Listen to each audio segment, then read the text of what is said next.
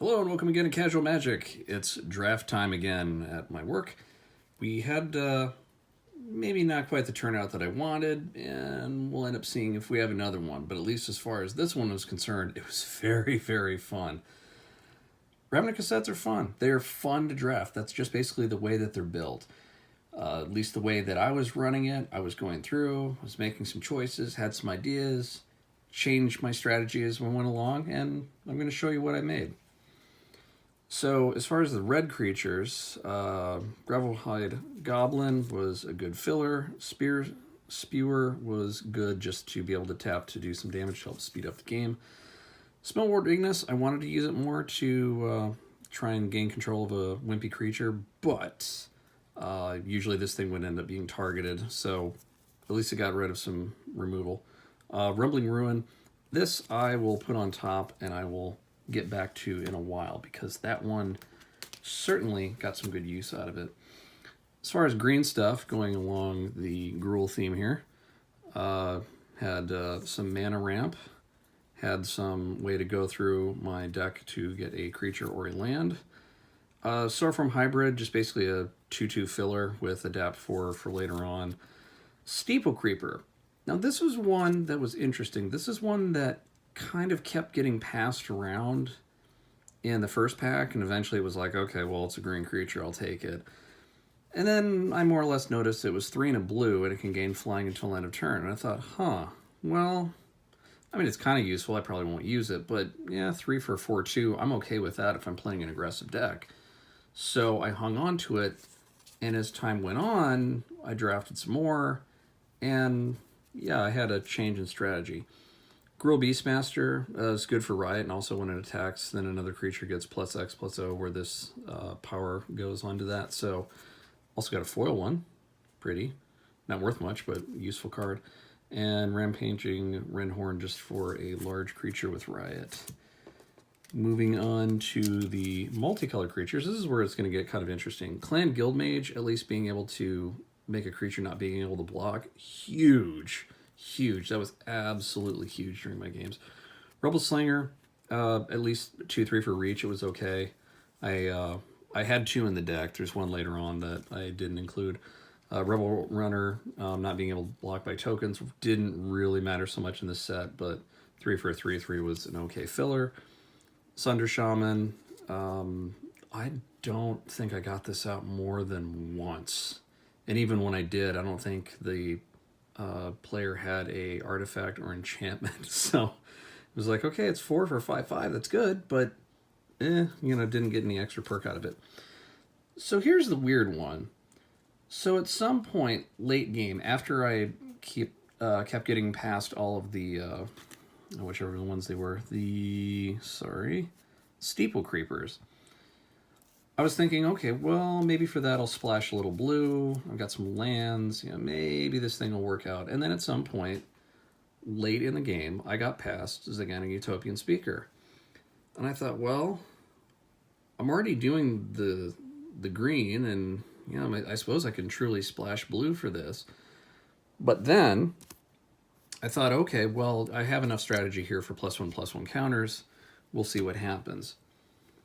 And I'll just save it real quick. I'll tell you about the games later, but I want to mention this pair. If you can read that without the glare, I'll just let you go ahead and read those real quick. Let's see. As far as fun enchantments, Rhythm the Wild. I think this was the first or second card I drafted all night. I mean, pretty much once I saw this, it was like, okay, yeah, this one's totally broken. So I'm drafting that. That's going to be my friend. As far as spells, Light Up the Stage, an excellent, excellent card. I mean, really, at some point, you can just say, okay, I'm going to spend a mana, 2 cards in exile, and then they're just hanging out. I've got mana up, I've got cards in my hand, and +2 extra on the side that I can play. And I can also use that as, like, if one of them is a land, I can put that land in play instead of the one in my hand. This card's just great. This is an absolutely great card. Love it. Definitely want to place it later. Open Gates just to get land. Little combat trick, little combat trick, little combat trick. And then do a one here, which I This is one that actually, with Light Up the Stage, I had sitting out there, so actually I had some flexibility about what I wanted to do for my instance. So it was kind of fun. And then as far as lands went, a couple of Gateway Plazas, Gruul Guild Gate, 2 islands, I think 7 mountains, and 8 forests. And if you're doing the math on this, that's not a 40 card deck. I was trying to get down to 40, but because I had taken absolutely so long, plus I'm trying to get together the event, what are we going to do for prize support, blah, blah, blah. Basically, the guy running the event from the store said, okay, well, you know, if you're ready to go, just let me know. I've got everything set up in the system. I'm like, okay, yeah, I'll let you know in about 2 minutes. And he's like, okay, great. And I made about 5 or 6 cuts, and I just went to hell with it. And I sleeved up my deck. I got the lands. I was like, okay, I'm just going to play it, and we'll see what happens. So the first match, I went up against a Gruul player, and he just basically got mana screwed. I got him down to 5 a couple of times, or 5 cards, and he just could not draw what he needed to draw. So he basically had a rough go of it. He couldn't muster really any strategy, and I beat him. And that was shocking because he's typically a very, very good player. Then moving on to the second match, I was going up against a Simic player, and his was tons of adapt, tons of little tiny flyers. And it was a very, very well-built deck. And I was able to beat him the first time just because he couldn't get whatever mana combination he needed to get out his big creatures. Second game, he just wrecked me. Absolutely wrecked me. I was like, oh my god, when this deck is rolling, it is rolling. And then the third game, sure enough, I somehow shuffled exactly where it needed to be, and he ended up just kind of hanging out with 2 lands, and I just basically went all out and was able to get a win. So that was surprising. It's like, okay, well, this thing's still working. Then I got to my third game, and it was me undefeated against another guy who was undefeated, who was doing technically an Orzhov deck, but it was primarily black. I mean, it was nearly a mono black deck with a little bit of white splashed into it. And it was basically just vampires and extort and lifelink. He's got something where I lose life, he gains life. Here's an enchantment where it does the exact same thing during the upkeep. It was just vicious. There were times where he could just basically keep going at me, and I would sit there and go, okay, well, I don't want to block anything because, I guess I'll just let it through, and I don't want to counterattack because you've got Death Touch, so I'll send in my flyers and try and do, let's say, 8 points of damage in the air. And then he would turn around and say, okay, well, I've got, this to gain 2 life back, and then I'm swinging with my lifelink creatures, and then all of a sudden he would more or less gain 6 to 8 of that life right back the next turn anyway. And it's like, there is nothing I can do to stop this. I really don't have enchantment removal. Ugh. And then in the third game, he was building up a decent board state. He had some Death Touch. I really wasn't trying to attack. I was just basically looking for some sort of answer. He didn't have any sort of good flyers out there to block my stuff, so I was at least punching through, but he was kind of keeping it somewhat competitive while he was trying to get the land combination that he needed. And then I got into this really, really weird position where I did have a decent board state, but then I had both of these cards in my hand. And I thought, oh, okay, well, let me read the cards, and oh, wait, I just came up with a stupid idea.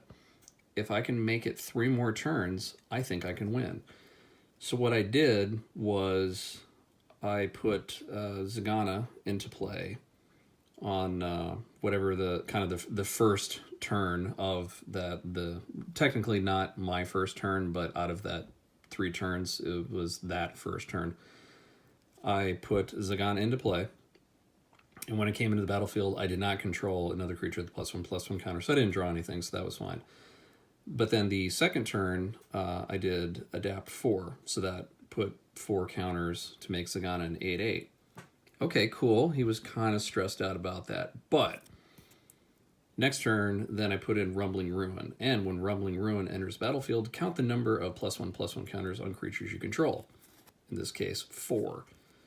Creatures your opponents control with power less than or equal to that number can't block this turn, which was everything my opponent had.